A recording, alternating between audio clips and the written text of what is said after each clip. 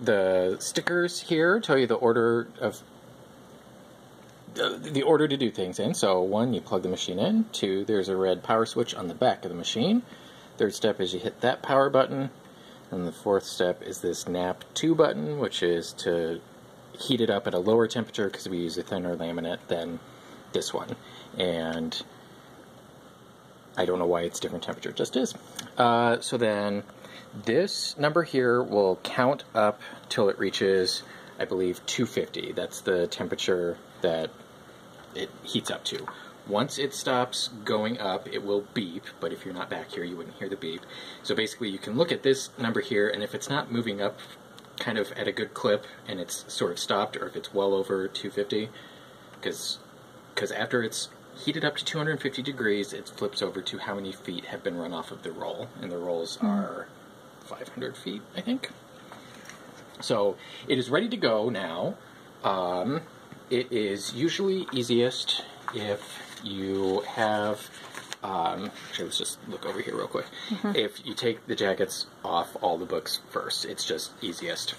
For the most part, like the adult, teen, and kid books, you can do 2 at a time. The picture books are sometimes wide enough that only 1 can go at a time. So, for the purposes of this, we'll just do these 2 for now. So you basically just get them. You want. I am clearly not prepared for this. So you get, I would say, a couple inches apart, and you want a couple inches on the edges as well. So you can kind of go in, and then they will kind of stick themselves in there. This the top button is the run.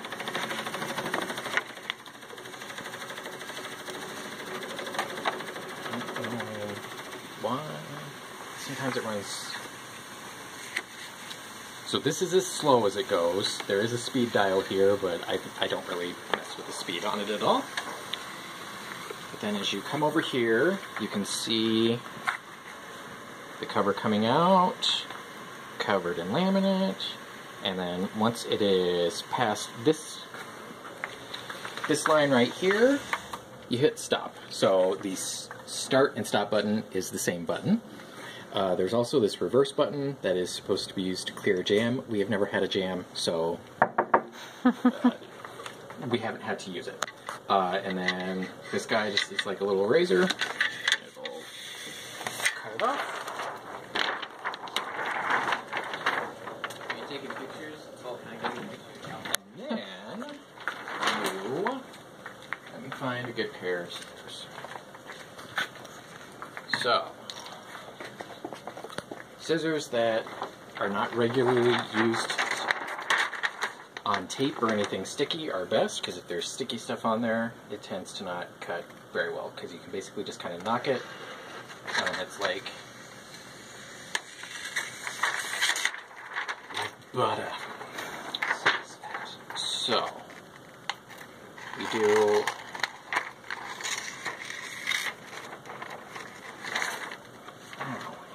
half an inch to an inch.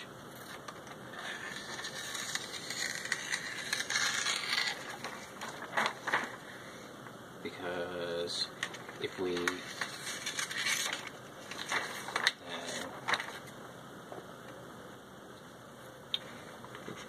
corners just make it easier to fold.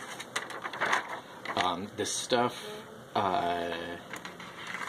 it's like super, it gets staticky, so it will stick to you when the air is really dry, especially like in the winter. It really likes to stick to your skin, close to itself, and to the scissors sometimes.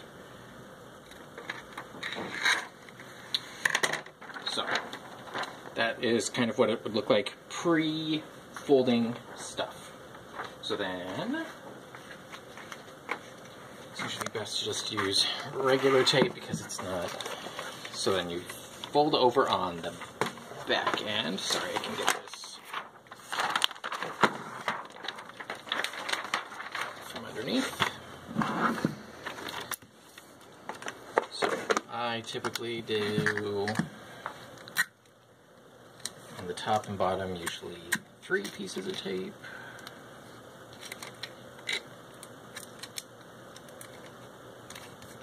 And the reason we do this is just so that wear and tear, because if we cut straight to the cover itself, the laminate would eventually start to peel apart. This just extends the life a little bit of the cover.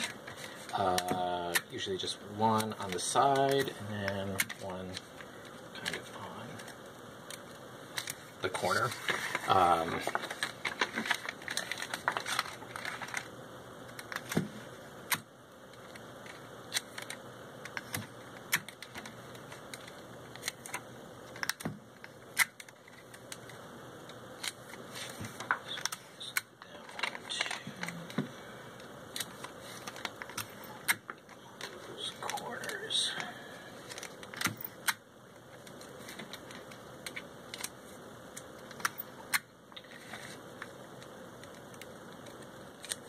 Alright, so that's what it looks like.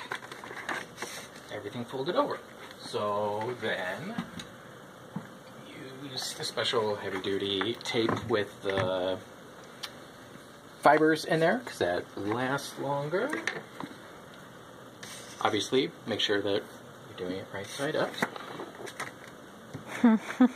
I wouldn't have thought of doing it right side up. I probably would have forgotten about that. It happens.